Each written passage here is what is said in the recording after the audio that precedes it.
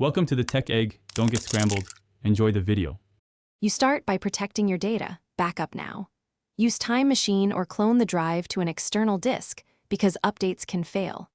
Once the backup finishes, confirm your MacBook Retina 2015 model and current Mac OS version in about this Mac so you know compatibility. Make sure you're plugged into power and on a reliable Wi-Fi connection.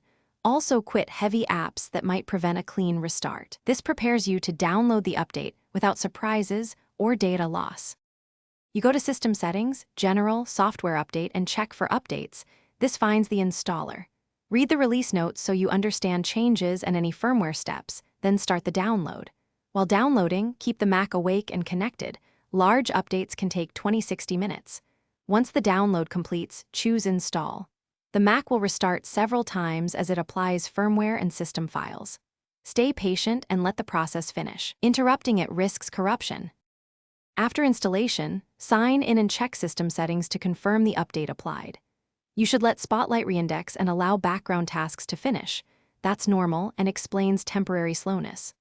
Update apps from the App Store, test peripherals, and if you see odd audio, Wi-Fi, or display behavior, reset NVRAM and SMC next.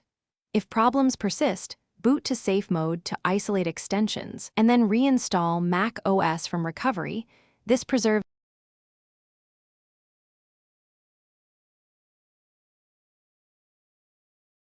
Thanks for watching. Consider subscribing if I helped unscramble your problems.